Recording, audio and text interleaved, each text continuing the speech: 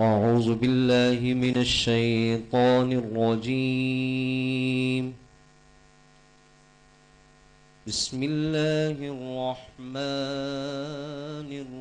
الرحيم.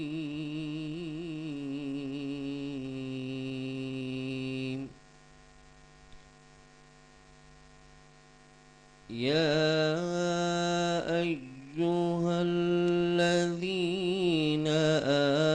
آمنوا اذكروا الله ذكرا كثيرا وسبحوه بكرة وأصيلا.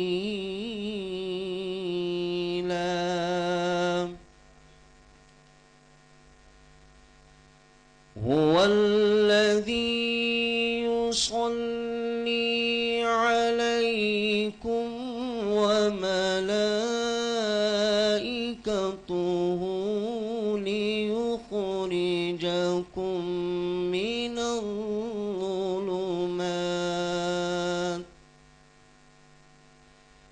ليخرجكم من الظلمات إلى النور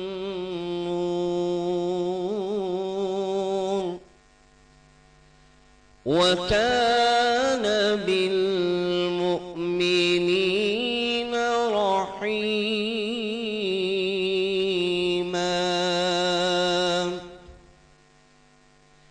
تحيتهم يوم يلقونه سلام وأعد لهم أجرا كريما.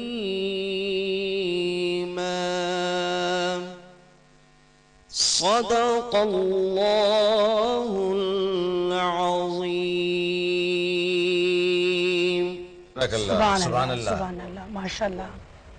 मेहमान असां सां गॾु आहिनि, उन्हनि जो तारुफ़ तव्हां सां कराईंदुसि। मूंसां गॾु वेठल आहिनि अल्लामा मोहम्मद मसूद ताहिरी नक्शबंदी साहब। मूंसां गॾु आहिनि उस्ताद रजब अली चांडियो, आजिज़ रहमतुल्लाह साहब, जेके मौलूद शरीफ़ पेश कंदा। व्यूअर्स, अल्लाह ताला कुरान शरीफ़ में फरमायो आहे त या अय्युहल्लज़ीना आमनू कुतिबा अलैकुमुस्सियाम कमा कुतिबा अलल्लज़ीना मिन क़ब्लिकुम लअल्लकुम तत्तक़ून। ऐं ईमान वारो, रोज़ा तव्हां ते फ़र्ज़ कया विया ईअं जीअं तव्हां खां अॻियुनि क़ौमुनि ते फ़र्ज़ कया विया, ताकी तव्हां मुत्तक़ी ऐं परहेज़गार रहो। इन हवाले सां असां सां गॾु अल्लामा साहब मौजूदु आहिनि। मां चाहींदुसि त रमज़ानुल मुबारक जी अहमियत, उनजी फ़ज़ीलत ऐं रोज़े जी अहमियत ऐं फ़ज़ीलत जे बारे में अल्लामा मोहम्मद मसूद ताहिरी नक्शबंदी साहब असां सां गॾु आहिनि। ख़ूबसूरत तिलावत कई प्रोग्राम जी शुरूआत में। उन्हनि खां असां चाहींदासीं त पुछूं त रमज़ानुल मुबारक जे हवाले सां रमज़ान जी अहमियत, अज़मत, रोज़े जी अहमियत ऐं पहिरीं अशरे जे हवाले सां। डेफिनेटली जी। बिस्मिल्लाहिर्रहमानिर्रहीम। अल्लाह रब्बुल इज़्ज़त की ज़ात व बरकात कुरान मजीद में रमज़ानुल मुबारक जी फ़ज़ीलत खे जिन लफ़्ज़नि में असांजे लाइ आम बयानु फरमायो, उहे लफ़्ज़ इहे आहिनि: शहरु रमज़ान अल्लज़ी उनज़िल फ़ीहिल क़ुरआन। सुभान अल्लाह। हीउ उहो महीनो आहे बरकतुनि वारो, अज़मतुनि वारो, फ़ज़ीलतुनि वारो, जंहिं में असां क़ुरान करीम खे नाज़िल कयो आहे, लाथो आहे। सरवर आलम सल्लल्लाहु अलैहि वसल्लम जी ज़ात अक़दस पंहिंजे सहाबा किराम खे हज़रत सलमान फ़ारसी रज़ी अल्लाह ताला अन्हु खां रिवायत आहे त ग़ालिबन 29 शअबानुल मुअज़्ज़म जो ॾिहाड़ो हुयो ऐं सरवर आलम सल्लल्लाहु अलैहि वसल्लम पंहिंजे मिंबर ते तशरीफ़ फरमा थिया मस्जिद नबवी में ऐं आकाए दो जहां सहाबा के मुखातिब थींदे फरमायो, या अय्युहन्नास क़द अज़ल्लकुम शहरुन अज़ीमुन शहरुन मुबारकुन फ़ीहि लैलतिन खैरुम मिन अल्फ़ शहर जअलल्लाहु सियामहु फ़रीज़तन व क़ियामु लैलिही ततव्वुअन। आकाए दो जहां सरवर आलम सल्लल्लाहु अलैहि वसल्लम जमी इंसान ज़ात खे यानी हुज़ूर अलैहिस्सलातु वस्सलाम पंहिंजे ख़ुतबे खे इरशाद फरमायो त लफ़्ज़ मुबारक जेके इरशाद फरमाया वे फरमाया या अय्युहन्नास, जमी इंसाननि खे, ख़ासि मोमिननि खे न, यानी रमज़ान मुबारक जो ख़ासि नेमतूं बरकतूं त मोमिननि जे लाइ आहिनि जेके हक़ीक़त में उन मां फ़ाइदो वापराईंदा, पर उन सां गॾोगॾु हिन महीने जी अज़मत ऐं वुसाअत ऐं बरकत जो अंदाज़ो इन ॻाल्हि मां लॻाए सघिजे थो त आकाए दो जहां सभिनी खे इहो ऐलान कंदे फरमायो त इंसानो अलाह जे तरफ़ खां हिकु अज़ीम शान महीनो अज़मतुनि वारो बरकतुनि वारो अव्हां जे मथां साया फिगन आहे अचण वारो आहे, जंहिंखे अलाह रब्बुल इज़त एॾो शानदार बणायो आहे जो उन में हिकिड़ी राति अहिड़ी आहे जेका 1000 महीननि खां भलारी आहे, अफ़ज़ल आहे। ऐं फरमाए उहा राति आहे शब क़दर जी राति। उलमा जे नज़दीक मुहद्दिसीन मुफ़क़्क़ीहीन इजमाए उम्मत इन आए मुबारका जिन अल्फाज़ मां इहा मुराद वरिती आहे त इहा राति उहा आहे जंहिंमें अल्लाह जी ज़ाते बाबरकात क़ुरान करीम खे हिन दुनिया ते आसमानी दुनिया खां सरवर आलम सल्लल्लाहु अलैहि वसल्लम जे क़ल्बे अतहर क़ल्बे मुनव्वर ते क़ुरान पाक खे नाज़िल फरमायो। उहा शब क़दर जी राति जेका रमज़ान मुबारक जे आख़िरी अशरे में ईंदी आहे। जीअं अव्हां फरमायो त रमज़ान मुबारक जे अव्वल अशरे यानी अशरे रहमत जंहिंजे लाइ आकाए दो जहां फरमाए त औसतुहु मग़फ़िरतुन व आख़िरुहु इत्क़ुम मिनन नार अव्वलुहु रहमतुन, न जो विचूं ॾहाको मग़फ़िरत जो ॾहाको आहे, आख़िरत जो आख़िरी ॾहाको जहन्नम खां आज़ादी जो ॾहाको आहे, पहिरियों ॾहाको रहमत जो ॾहाको। रहमत ख़ुदा जी केतिरे क़दुरु वसी आहे, जेकॾहिं असां रहमत जो लफ़्ज़ वठूं था त उनखे ग्रामेटिकली अंदाज़ सां जेकॾहिं अरबी जे एतबार सां ॾिसो तॾहिं बि हू हिकु पंहिंजे अंदरि वसी तरमाना जो मुतहमिल लफ़्ज़ आहे। पर रहमत ख़ुदाबंदी जो अंदाज़ो अव्हां इन ॻाल्हि मां लॻाए सघो था त अल्लाह जी रहमत न सिर्फ़ु मुस्लमाननि जे लाइ बल्कि जमी इंसाननि जे लाइ अल्लाह जी रहमत आहे। पोइ उन मां केतिरे क़दुरु फ़ाइदो वठे थो, उहो उन जो पंहिंजो पंहिंजो ज़र्फ़ ऐं पंहिंजी पंहिंजी उहा इरादे जी कुवत आहे जेका उनखे उन मां एतिरो फ़ाइदो वठण जी तौफ़ीक़ ॾे। त मां अर्ज़ु कयां त रहमत जो अशरो आकाए दो जहां फरमायो मोमिननि जे लाइ, ईमान वारनि जे लाइ, रोज़ेदारनि जे लाइ इन एतबार सां निहायत अहम त रहमत इंसान खे अल्लाह जे ज़ात जे क़ुर्ब अता करे। इन रहमत अल्लाह क़रीब मिनल मुहसिनीन, रहमत वारा जिन ते अल्लाह जी रहमत आहे, बेशक अल्लाह जी रहमत उन जे मुहसिननि ते आहे ऐं उन जे मथां जिन जे मथां उन जो ज़ात जो क़ुर्ब हासिलु आहे। त अल्लाह जे बारगाह में क़रीब करण वारी इहा रहमत ई आहे।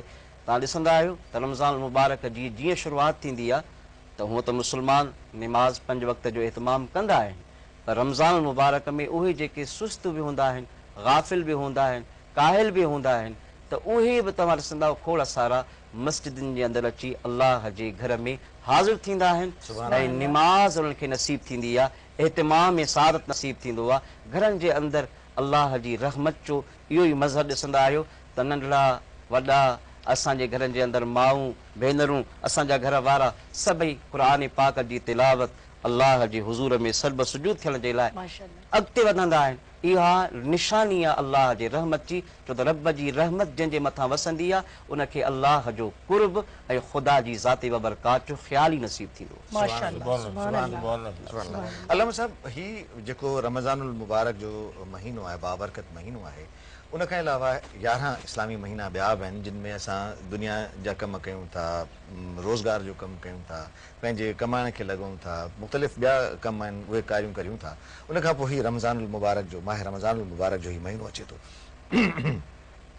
हिन महीने जी जेका अहमियत आहे उहा यकीनन इहा ई आहे त जॾहिं असां 11 महीना कुझु मुख़्तलिफ़ कमनि में बिज़ी थी था वञूं ऐं अलाह खां थोरो हटी था वञूं त अलाह असांखे इहो यादि थो ॾियारे त रमज़ानुल मुबारक जो उहो महीनो बाबरकत महीनो आहे जेको तव्हांजे मथां नाज़िल थियो आहे ऐं उहो महीनो आहे जंहिंमें तव्हां इबादत कयो, वधि खां वधि बंदगी कयो, वधि खां वधि माण्हुनि जे कमु अचो ताकी तव्हांजो ऐं मुंहिंजो सिलसिलो वापसि ठही पवे। हा, जीअं तव्हां इब्तिदा में क़ुरान पाक जी जंहिं आयत जी तिलावत कई उन में अल्लाह जी ज़ाती बबरकात रोज़े जी मक़सदियत जो बयानु फरमायो। फरमाए इन करे अव्हां जे मथां रोज़ा फ़र्ज़ कया लअल्लकुम तत्तक़ून, ताकि अव्हां परहेज़गार बणिजो। यानी परहेज़गारी जी मुराद छा आहे? परहेज़गारी यानी जंहिंजे दिलि में ख़ुदा जी ख़शियत ऐं ख़ौफ़ तारी थी वञे। जेको माण्हू पंहिंजे हर हाल में पंहिंजे रब जी ज़ात खे महसूस कंदो उहो कॾहिं बि ग़लति राह ते न वञी सघंदो। सुभान अल्लाह। कॾहिं बि उन जे दिलि में बदीअ जो ख़्यालु आयो त अमल न करे सघंदो, छो त उन वक़्तु हर वक़्तु उनखे इहो ख़्यालु रहंदो त मुंहिंजो रब मुंहिंजी हर हाल खां वाक़िफ़ आहे, उहो अलीम बिज़ात सुदूर आहे, मुंहिंजे ज़ाहिरी फ़ेल खे अफ़ाल खे त ॾिसे थो, मुंहिंजे कम ऐं किरदार खां त वाक़िफ़ आहे, पर जेको मुंहिंजे दिलि जे अंदरि सीने जे अंदरि जेको ख़्यालु उभिरे थो उन ख़्याल खां बि उहो वाक़िफ़ आहे।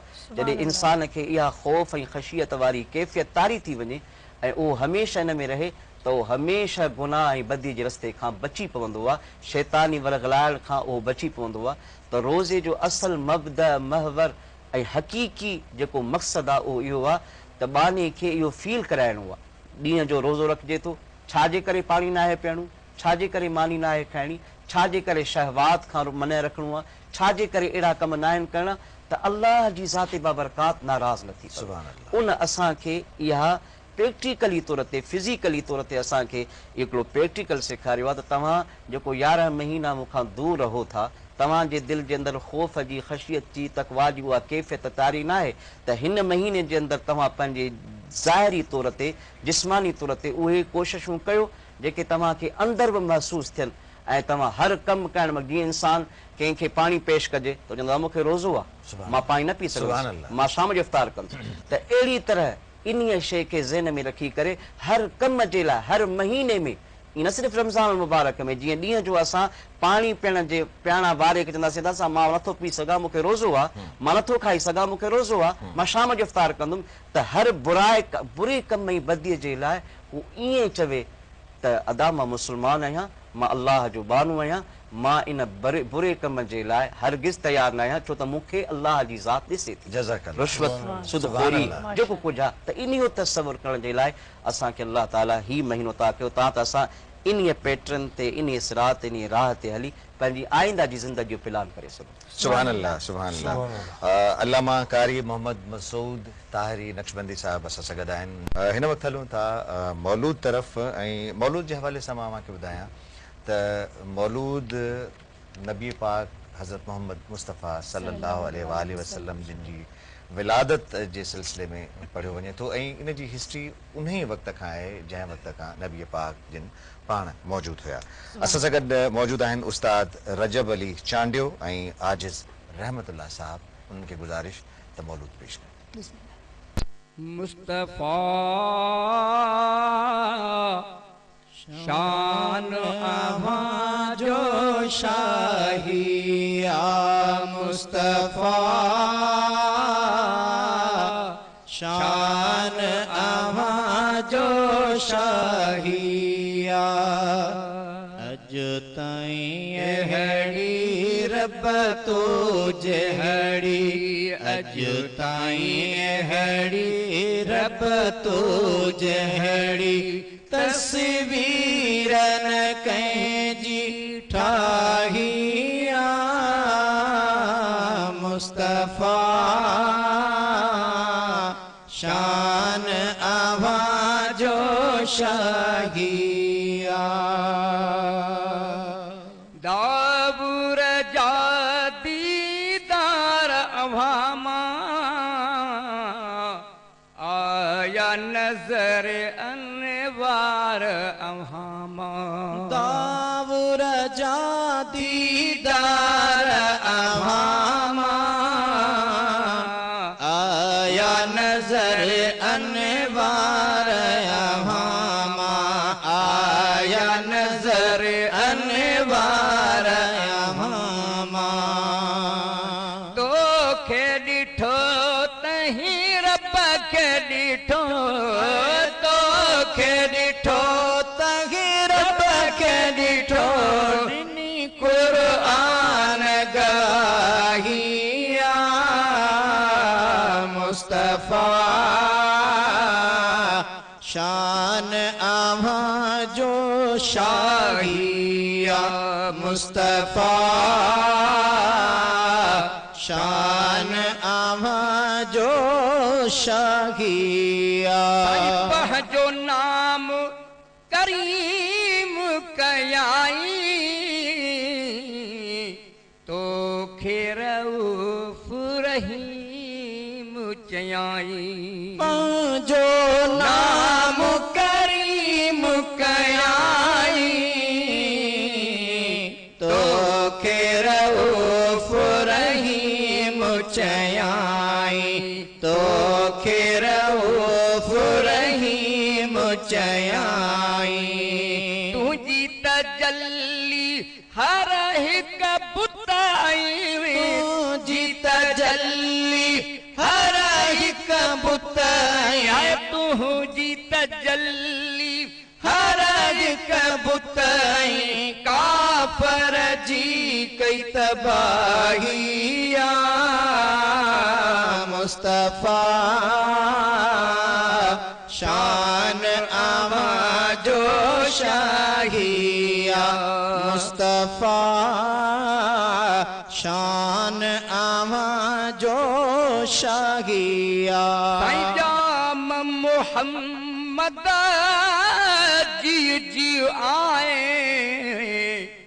आलम लाए छत्र बन जी आए याम मोहम्मद जीव जीव आए आलम ला छत्र बन जी आए आलम ला छत्र बन जी आए डिठी उल्फत में मोहम्मद डिठी उल्फत में मोहम्मद आला राज़ो इलाहिया मुस्तफ़ा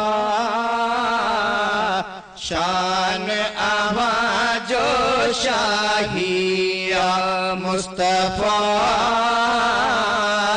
शान आवाजो शाहिया साईं पहुँचे मदीने तो वट शलही हाजी गुलाम नबी जो गजल ही पहुँचे मदीने तो वट शलही हाजी गुलाम नबी जो गजल ही हाजी गुलाम नबी जो गजल ही मेरो मदो तब तुझे बचन आई मेरो मदो तब तुझे बचन आई तो मिठड़े जो मदाहिया मुस्तफ़ा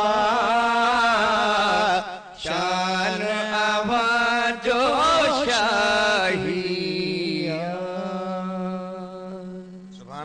सुभान अल्लाह माशाअल्लाह उस्ताद रजब अली चांडियो ऐं आजिज़ रहमतुल्लाह हुजूर जिन शान में मौलूद पेश करे रहिया हुआ हिन महीने में तुंहिंजी इबादत ऐं बंदगी कंदासीं अल्लामा साहब जी सही इन हवाले सां तव्हां छा चवंदो बेशक हिकिड़ो त जेको अवां जे मुतालिक़ फरमायो बहितर ईअं ई आहे अल्लाह जी ज़ात बरकात जे प्यारे हबीब अलैहिस्सलाम असांखे ज़िंदगी खां सां प्यार करणु सेखारियो एग्ज़ैक्टली ऐं सवरे आलम सल्लल्लाहु अलैहि वसल्लम जी ज़ात इहो ई फरमायो त तव्हां अल्लाह जी ज़ात बरकात खां सिहत आफ़ियत सलामती घुरो सुभान अल्लाह मोमिन जे लाइ इहो आहे त उहो अल्लाह जी ज़ात बरकात खां दुनिया जूं बरकतूं बि घुरंदो आहे आख़िरत जूं नेमतूं बि घुरंदो आहे सुभान अल्लाह ऐं क़ुरान पाक में अल्लाह ताला जी ज़ात बरकात अहिड़ी दुआ तइलीम फरमाई आहे रमज़ान मुबारक जे हवाले सां अगरि ॾिसिजे त हुल सलाम जी ज़ात अख़्तस जा खोड़ सारा अहिड़ा इरशादात ऐं फरमूदात अहिड़ा आहिनि जिन जो मफ़हूम ऐं लफ़्ज़ी एतबार बि असांखे सम्झाइनि था त हुल सलाम इंसानियत जी भलाई ऐं इंसान जे क़द्र जे मुतालिक़ जेको इरशाद फरमायो जेकॾहिं असां उन मां हिकु लफ़्ज़ खे सम्झी वञूं त असांजी पूरी ज़िंदगीअ जो ज़ाब्ते अमल आहे सुभान अल्लाह सवरे आलम सल्लल्लाहु अलैहि वसल्लम जी ज़ात जीअं फरमाए त पाण फरमाए त रमज़ान मुबारक जो महीनो फरमाए शहरु सब्र वसब्र सवाबुल जन्नत ही सब्र जो महीनो आहे ऐं सब्र जो बदिलो यकीन अल्लाह ताला जी बारगाह में क़ुर्ब आहे यानी जन्नत जो मक़ाम सब्र आम तौर ते असां जंहिं शइ खे सम्झूं था पंहिंजे वस आहर तकलीफ़ खे बर्दाश्त करणु महज़ अल्लाह जी रज़ा जे लाइ। सुभान अल्लाह। हिकु माण्हूअ खे का कंहिंजे तरफ़ां ज़्यादती या ॾुख या तकलीफ़ पहुचे थी ऐं हू इन ॻाल्हि ते क़ादिर आहे, वस वारो आहे, त हू पंहिंजी ज़्यादती जो कंहिंखां बदिलो वठी सघे थो, पर पोइ बि हू उनखे माफ़ थो करे या छॾे थो ॾे, त इहा कैफ़ियत अल्लाह जी बारगाह में सब्र में लिखी वेंदी आहे ऐं अल्लाह ताला उन जे लाइ फरमाए थो त मां उनखे बदिले में जन्नत जो मक़ाम बि ॾींदुसि सुभान अल्लाह। ऐं वल्लाहु मअ अस्साबिरीन, अल्लाह सब्र करण वारनि सां गॾु बि आहे। रमज़ान मुबारक में ख़ासि तौर ते जॾहिं असां तव्हांखे प्यास ऐं बुख जी शिदत महसूसु थिए थी त हज़रत सल्लल्लाहु अलैहि वसल्लम फरमाए त मोमिन इन कैफ़ियत में रही करे जॾहिं इहा ॻाल्हि महसूसु करे थो त केतिरे क़दुरु इहा शइ ॾुखी आहे, आम रूटीन जी ज़िंदगीअ में जेकॾहिं कंहिंखे खाधो पाणी मुयसरु न हुजे त केतिरे क़दुरनि जी ज़िंदगी ॾुखी गुज़रंदी। हुज़ूर फरमाए इन मां उनखे इहो अहसासु पैदा थियणु खपे त जॾहिं उनखे बुख जो शिदत प्यास जी शिदत जो अहसासु थियो आहे त हू इन महीने जे अंदरि इहे शयूं महसूसु करे ऐं वरी पंहिंजी पूरी ज़िंदगीअ में ग़रीबनि, नादारनि, महरूमनि, मिसकीननि, जिन खे 3 वक़्तनि जो 2 वक़्तनि जो खाधो मुयसरु न आहे, जिन खे ज़िंदगीअ जूं काफ़ी अहिड़ियूं शयूं जेके बुनियादी ज़रूरतूं आहिनि उहे मुयसरु न आहिनि, त उहे उन्हनि खे फ़राहम करे।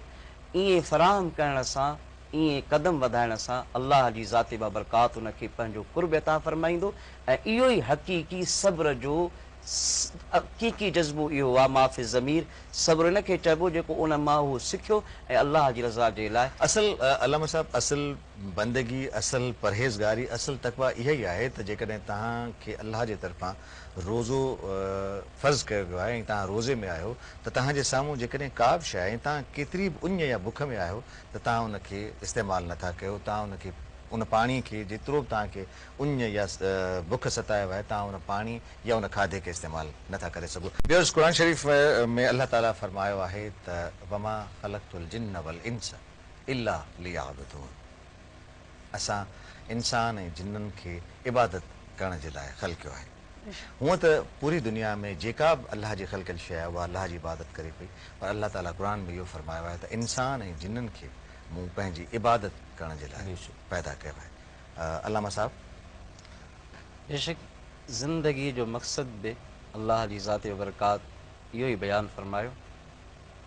मां इन आयत मुबारका जे लियअबुदू लफ़्ज़ खे मुफ़स्सिरीन किराम जेके जो ताबीनी तफ़सीर कयो आहे उन में इहा मुराद वरिती आहे त ख़ुदा जी ज़ाती बरकात जी बंदगी जो असुलु मक़सदु उन जी रज़ा आहे। सुभान अल्लाह। लियअबुदू, अल्लाह ताला असांखे इन लाइ पैदा कयो आहे त असां पंहिंजी ज़िंदगीअ जो हर स्टेप, हर क़दम उन जी रज़ा जे मुताबिक़ बसर कयूं। जज़ाकल्लाह। ऐं अल्लाह जी ज़ाती बरकात बि इहो ई फरमायो त मुंहिंजा बाना उन्हनि जी निशानी इहा आहे, व इबादुर रहमानिल्लज़ीन यमशून अलल अर्दि हौना व इज़ा ख़ातबहुमुल जाहिलून क़ालू सलामा वल्लज़ीन यबीतून लिरब्बिहिम सुज्जदन व क़ियामा। अल्लाह जी ज़ाती बरकात फरमायो रहमान जा बाना उहे आहिनि जेके पंहिंजी ज़िंदगीअ जो हर लम्हो, हर साथ, हर घड़ी, हर क़दम, हर स्टेप फूके फूके खणंदा आहिनि, यानी सोच वीचार सां, ईअं न त कमु करे गुज़रियासीं पोइ उन ते पछताइणो आहे त हे सही थियो न थियो, काश मां हीअं कया हा। अल्लाह जो बानू, रहमान जो बानू को लफ़्ज़ बि ॻाल्हाईंदो आहे त उहो सोचे सम्झी ॻाल्हाईंदो आहे त मतां मूंखां का बेअदबी थी वञे, मतां मूंखां का दिलि आज़ारी थी वञे, कंहिंजी दिलि खे तकलीफ़ पहुचे, कंहिंजी जान खे तकलीफ़ मूं मां पहुचे। ऐं अल्लाह जी ज़ाती बरकात इहो ई फ़लसफ़ो असांखे ज़िंदगी जो मुस्लमाननि खे रमज़ान मुबारक में सेखारण जे लाइ प्रैक्टिकली ही मौक़ो अता फ़रमायो त रोज़े में तव्हांखे को बि अहिड़ो क़ौल, का बि अहिड़ी ॻाल्हि, को बि अहिड़ो लफ़्ज़ नाहे ॻाल्हाइणो जेको फ़हिश कलाम जे ज़ुमरे में अचे, जेको ॿिए कंहिंजे दिलि आज़ारी जे ज़ुमरे में अचे। त अल्लाह जी ज़ाती बरकात असांखे रोज़े में इहे शयूं प्रैक्टिकली तरीक़े सां असांखे सेखारियूं त असां रोज़ो रखूं था, छो त मुंहिंजे आका फरमाए मल्लम यत क़ौल ज़ूर व अमिल बिही लैस लिल्लाहि हाजतुन, जेको रोज़े जे अंदरि इन शयुनि जो अहकामनि जो एतमाम नथो करे त ख़ुदा जी ज़ाती बाबरकात खे महज़ बुखियो रहणु, महज़ पंहिंजे पाण खे प्यास में रहणु इहो पसंदि न आहे। अल्लाह ताला खे उहो बानो पसंदि आहे जेको हक़ीक़ी तौर ते इन रोज़े जी हक़ीक़त ऐं उन जे महवरी मर्कज़ ते नज़र रखे ऐं रोज़ो अहिड़ी तरह रखे जो पाण बि अल्लाह जी ज़ाती बरकात जो कुर्ब हासिल करे ऐं उनजो ज़रियो बणिजे उन जे लाइ रोज़ो। ऐं रोज़े सां ईअं बि न आहे त रोज़ो पाण रखी ॿियनि जे लाइ आज़ार जो बाहिस बणिजी वञे। जेके असांजी उमूमी तौर ते का ज़िंदगी गुज़रे थी, असां हमेशह चवंदा आहियूं मूंखे रोज़ो आहे लिहाज़ा मूंखे तंग न कयो। यानी असां पंहिंजे लाइ त इहो महसूसु कयूं था असांखे तंग न करे, पर असां पंहिंजे अंदरि रोज़े जो ख़ासि तौर ते एतमाम करण लाइ इहो विसारे वेंदा आहियूं त असांखे पंहिंजो पेशेंस, पंहिंजे अंदरि तहमुल, बुर्दबारी बि रखणी आहे। रोज़ो सेखारे थो त तव्हां पंहिंजी ज़िंदगीअ जे जमी मुआमलात में बुर्दबारी ऐं तहमुल मिज़ाजी सिखो, मुस्तक़िल मिज़ाजी सिखो ऐं अलाह जी ज़ाती बरकात जे लाइ अव्हां पंहिंजो हर अमल मुख़्तस करे छॾियो। छो त असांजो उथणु, असांजो वेहणु, असांजो खाइणु पीअणु, कुल इन सलाती व नुसुकी व महयाय व ममाती लिल्लाहि रब्बिल आलमीन। असांजो रोज़ो, असांजी नमाज़, असांजे हज जा अहकाम, असांजी जुमिला नेकियूं, बल्कि असांजी ज़िंदगी, असांजो मौत अलाह जी रज़ा जे लाइ। त इहा शइ जेकॾहिं पेश नज़र रहंदी त पोइ असांजो हर लम्हो अलाह जी रज़ा लाइ गुज़रंदो। ऐं इहा ई ज़िंदगी जी हक़ीक़त आहे, ज़िंदगी नशे जो नालो आहे, जिन लाइ फरमायो लियरदू, तव्हांखे अलाह ताला इन करे पैदा कयो त तव्हां उनखे राज़ी कयो, उनजी रज़ा जे लाइ पंहिंजी ज़िंदगी गुज़ारो। सुभान अल्लाह, सुभान अल्लाह। अलामा साहब, हूअं त अदरवाइज़ त इहो ई आहे, रोज़ो इहो ई थो सेखारे त भई तव्हांखे हर शइ जी रोक आहे, यानी तव्हांजे जिस्म जे हर उज़वे खे हर शइ जी रोक आहे। तव्हां जेकॾहिं अखियुनि सां ॾिसो था त का बुरी शइ न ॾिसो। जेकॾहिं तव्हांजो हथु कंहिं शइ लाइ उथे थो त उहो हथु कंहिं बुराई लाइ न उथे। जेकॾहिं तव्हांजो क़दम कंहिं मंज़िल ॾांहुं वधे थो त उहा मंज़िल बुरी मंज़िल न हुजे। इहे सभु शयूं रोज़ो सेखारे थो। अच्छा, इन खां अलावा अलामा साहब, इहे सभु शयूं त बहरहाल रोज़े जो मफ़हूम आहिनि, पर जेकी इबादतूं, जेकी बंदगियूं, या जेकी सब्र, या जेकी कावड़ ते असांजो कंट्रोल, या अलाह सां जेका कमिटमेंट आहे, उन खां अलावा माण्हुनि सां जेको रवैयो असांजो आहे उहो कहिड़े क़िस्म जो हुजणु खपे, इन बारे में रोज़ो छा थो चए? हुज़ूर सल्लल्लाहु अलैहि वसल्लम फरमायो त वशहरुल मवासात, फरमायो त ही बराबरी जो महीनो। जॾहिं असां हदीस पाक जे इन लफ़्ज़ ते गौर कयूं था त इन में असांजी ज़िंदगीअ जे तमामु पहलुअनि ते रोशनी पवे थी। अल्हम्दुलिल्लाह। बराबरी हिकिड़ी त आहे इंसान जे दर्जे में, अलाह जी ज़ाती बाबरकात ख़िल्क़त इंसानीअ जे जोहर में, यानी सभिनी मख़लूक़ात खे जीअं ख़ुदा पैदा कयो आहे त ख़िल्क़त जे एतबार सां को बि कंहिं ते फ़ज़ीलत कोन थो रखे, सभु बराबरि आहे। बैदि में जॾहिं इंसान पंहिंजी ज़िंदगी गुज़ारणु शुरू थो करे, उनखे सन्नी शऊर खां जॾहिं उहा ज़िंदगी शूर जे उन इर्तिक़ा जी मंज़िल खां निकिरी उरूज ते पहुचे थी, तइलीम हासिलु करे थो, को फ़न हासिलु करे थो, उन शोबे जे अंदरि नालो कमाए थो, त उनखे उनजी इज़त मिले थी। इनखे हिफ़्ज़ मरातिब चयो वञे थो। त इहे त इज़तूं, इहो मक़ाम, इहा शइ आहे। पर ख़ुदा जी ज़ाती बाबरकात इंडिविजुअली, यानी ज़ाती तौर ते हर फ़र्द खे ख़ुदा जी ज़ाती बाबरकात इहो हुकुम फरमायो आहे त तूं कंहिं बि मक़ाम ते पहुची वञी, पर तूं पंहिंजी हक़ीक़त खे कॾहिं न विसारजां। तूं जंहिं शइ मां पैदा कयो वियो आहे, उहा कयो वियो हुई, उहा ख़सी शइ आहे। तुंहिंजो मादो, तुंहिंजी हक़ीक़त, जोहर ख़िल्क़त, उहो को एॾो मक़ाम वारी शइ न आहे जो तूं पंहिंजे उन मक़ाम मर्तबे खे ॾिसी त मूं जहिड़ो न आहे।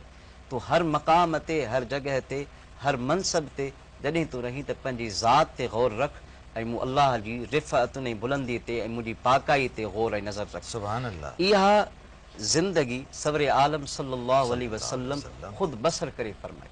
अल्लाह ताला फरमाए लक़द कान लकुम फ़ी रसूलिल्लाहि उस्वतुन हसन। सुभान अल्लाह। तव्हांजे लाइ मुंहिंजे महबूब जी ज़िंदगी, सवरे आलम सल्लल्लाहु अलैहि वसल्लम जी ज़िंदगी बहितरीन नमूनो आहे, रोल मॉडल। आक़ाए दो जहां हिन महीने जे अंदरि ग़रीबनि सां, मिसकीननि सां, यतीमनि सां सुहिणो सलूक करण जो ख़ासि एतमाम फरमाईंदा हुआ। मिसाल जे तौर ते इहो हदीस में मज़मून अचे थो, जंहिंजो मफ़हूम आहे त अलैहिस्सलातु वस्सलाम फरमाए त तव्हां पंहिंजे पाड़े जे ख़्याल में जॾहिं तव्हां को अहिड़ो एतमाम कयो था, पंहिंजे घर में का अहिड़ी भाॼी ठाहियो था, गोश्त पचायो था, तव्हांखे ख़बर आहे तव्हांजे पाड़े में मिसकीन ऐं ग़रीब आहिनि, हुज़ूर फरमाए त उनखे जेकॾहिं तव्हांखे तौफ़ीक़ अल्लाह ताला ॾिनी आहे, मुरफ़्फ़उल हाल आहियो, त उहो थोरा वधाए थोरी ठाहियो। पर जेकॾहिं तव्हांखे मिक़दार जी तौफ़ीक़ कान्हे, फरमाए उन में तव्हां पाणी विझो, उनजो रहो वधीक करे, शोरबो वधीक करे, ॿियनि ताईं वधीक पहुचायो। आक़ाए दो जहां फरमाए न सिर्फ़ु पाण खाओ बल्कि ॿियनि ताईं इहा शइ पहुचायो। आक़ाए दो जहां खे ग़रीबनि मिसकीननि सां केतिरे क़दुरु प्यार आहे, पंहिंजी दुआ हमेशह जेका पाण फरमाईंदा, पंहिंजी ज़ात लाइ घुरंदा हुआ, इहा त ए रब्बे अल्लाहुम्म अहयिनी मिस्कीना, व अमितनी मिस्कीना वहशुन्नी फी यौमिल क़ियामत ज़ुमरतुल मसाक़ी। ए मुंहिंजा मौला मूंखे जियार त मिस्कीननि में जियार, ऐं मूंखे जॾहिं मुंहिंजो दुनिया मां इंतिकाल थिए त मां मिस्कीननि जे में हुजां, ऐं क़यामत जे ॾिहाड़े जॾहिं मां उथां तॾहिं मां मिस्कीननि जे ज़ुमरे में हुजां। त मिस्कीननि, ग़रीबनि, नादारनि, महरूमनि जे लाइ आकाए दो जहां जी ज़िंदगीअ जे अंदरि बेशुमार मिसाल, पर महबूब अलैहिस्सलाम पंहिंजी ज़िंदगी जीअं गुज़ारी उनजो बहितरीन मिसाल ईअं बि आहे त हुज़ूर अलैहिस्सलाम खे अगरि कंहिंजी तरफ़ां तकलीफ़ मिलंदी हुई त हुज़ूर जो इंतिक़ाम न वठंदा हुआ, बदिलो न वठंदा हुआ।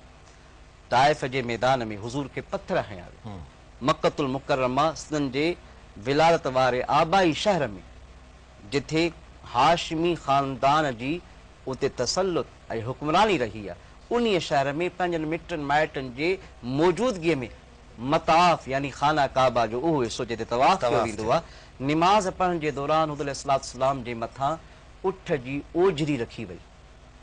महबूब अलैहिस्सलाम जे पाक जिस्म मुबारक खे चादर या कपिड़ो विझी गहलियो वियो, पर पोइ बि बदिले में अल्लाह जे हबीब न उनखे बदुआ ॾिनी, न मुस्तफ़ा उन खां करे इंतिकाम वरितो, बल्कि हमेशह उन्हनि जे लाइ दुआऊं घुराईंदा रहिया त या अल्लाह, हे मूंखे सुञाणनि कोन था, तूं उन्हनि खे मुंहिंजी सुञाण जी अखि बि अता फरमा, इनखे हिदायत अता बि फरमा, हे मुंहिंजे मथां ज़ुल्म कनि था, मां तोखां रहमत जे लाइ दुआऊं थो। सुभान अल्लाह, सुभान अल्लाह। अल्लाह साहब तारी बेहतरीन ॻाल्हि।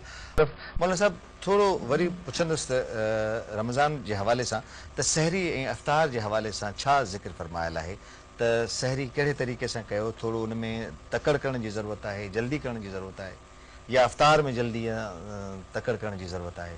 सवरे आलम सल्लल्लाहु अलैहि वसल्लम जी ज़ात अक़दस सहरी जे मुतालिक़ फरमायो त तहसहरू इन फ़िस्सुहूर बरकतिकुम, सहरी कयो तव्हां जे लाइ इन में बरकत आहे। सुभान अल्लाह। ऐं आक़ाए दो जहां सवरे आलम सल्लल्लाहु अलैहि वसल्लम फरमायो त हिननि जो मामूल बि हुयो ऐं हिननि जो फरमान बि हुयो आहे त सहरीअ में देरि कयो, यानी सहरी जो हूअं त टाइम निस्फ़ राति खां निस्फ़ शब खां शुरू थी थो वञे, ठीकु आहे, पर उहा राति जे आख़िरी हिसे में सुबुह सादिक खां पहिरीं पहिरीं जेतिरी उन में देरि हूंदी एतिरी उन में बरकत रखियल आहे। ऐं इंसानु जॾहिं आख़िरी पहर में जाॻे थो त उन सां अल्लाह जी ज़ाती बाबरकात जो कनेक्शन जेको क़ल्बी ॻांढापो आहे उहो वधीक बहितर मज़बूत थिए थो। इन हवाले सां सहरी जे एतबार सां हुज़ूर फरमायो त तव्हां उन में देरि कयो। इफ़्तार जे हवाले सां हुज़ूर फरमायो त उन में तव्हां जल्दी कयो। जल्दी मां मुराद इहो हरगिज़ न आहे त टाइम खां पहिरीं करे वठो। अक्सर करे पहिरियां परेशानी थींदी हुई, बहिराड़ी में बि हाणे त नक्शा बि मिलनि था जंहिंमें टाइम लिखियलु हूंदो आहे। अज़ान जो टाइम जॾहिं दाख़िल थी वेंदो आहे माण्हू नमाज़ जे टाइम में सुबुह सादिक खां पोइ उहो हूंदो आहे सहरी जे इख़्तितामी ऐलान, पर सहर उन खां एहतियातन 5 मिंट पहिरीं ख़तमु थींदी आहे। इफ़्तार मग़रिब जो जीअं टाइम शुरू थींदो आहे त अज़ान बि ईंदी आहे, अनाउंसमेंट बि थींदी आहे, त हुज़ूर फरमायो त तव्हां इफ़्तार में जल्दी कयो। ऐं इफ़्तार में आक़ाए दो जहां सवरे आलम सल्लल्लाहु अलैहि वसल्लम फरमायो तव्हां जे लाइ बहितरीन इफ़्तार 2 शयूं आहिनि। पाण फरमाए त अगरि अव्हां खे खीर जो को ढुक मिले थो त उन सां इफ़्तार कयो। खजूर या आक़ाए दो जहां अजवा खजूर खे पसंदि फरमायो। पाण 3 बे अदद खाईंदा हुया, कॾहिं 5 अदद खाईंदा हुया, कॾहिं 7, कॾहिं आख़िरी अदद जेको आसार मां सुन्नत मां मालूम ऐं मरूफ़ आहे उहे 9 अदद हुज़ूर अलैहिस्सलाम अजवा खजूर जा खाधा आहिनि। त अजवा खजूर ते हुज़ूर फरमाए जेकॾहिं खजूर ऐं पाणी जेकॾहिं खीर मुयसरु न हुजे त हुज़ूर फरमाए तव्हां पाणीअ ते रोज़ो इफ़्तार कयो, छो त पाणी पाक बि आहे, उहो तव्हांजे अंदरूनी आलाइश खे ऐं गर्दाब खे पाक रखे थो ऐं रूहानी तौर ते तव्हांखे तस्कीन ऐं तक़वियत बख़्शे थो। अलामा साहब तव्हांजी वॾी महिरबानी। तव्हां हिन हवाले सां ॿुधायो त जेकॾहिं सहर करणी आहे त उन में भले थोरी लेट थी वञे, डिले थी वञे, पर जेकॾहिं अफ़्तार आहे त उन में कोशिशि करे जल्दी कई वञे। तव्हांजी महिरबानी। मौलाना मोहम्मद मसूद ताहिरी नक्शबंदी साहब, उस्ताद चांडियो साहब, आजिज़ साहब, तव्हांजी वॾी महिरबानी। तव्हां असांजे हिन ट्रांसमिशन स्पेशल ट्रांसमिशन में आयो। असांजे महिमाननि जे लाइ अनम गिफ्ट्स आहिनि क्विज़ शरबत ठाहिण वारनि जे तरफ़ां। अलामा साहब ही क्विज़ ठाहिण वारनि जे तरफ़ां तव्हांजे लाइ गिफ्ट आहे, तव्हांखे यादि ॾियारींदो। व्यूअर्स, इन ते स्पेशल ट्रांसमिशन मां असां मूंखे ऐं अनम खे ॾींदा इजाज़त। हलूं था उस्ताद रजब ऐं आजिज़ साहब वटि ऐं उन्हनि खां रमज़ान जी फ़ज़ाइल जे हवाले सां बोलो वींदे पुत्र वींदे नासिबी तेसी ताईं पाण खे ॾींदा इजाज़त अल्लाह हले वाहे। गिबान रमजान मुबारक ही रहमत जो महीनो आ। रमजान मुबारक ही रहमत जो महीनो आ। महबूब चयो मुंहिंजी महबूब चयो मुंहिंजी उम्मत जो महीनो आ। रमजान मुबारक ही रहमत जो महीनो आ।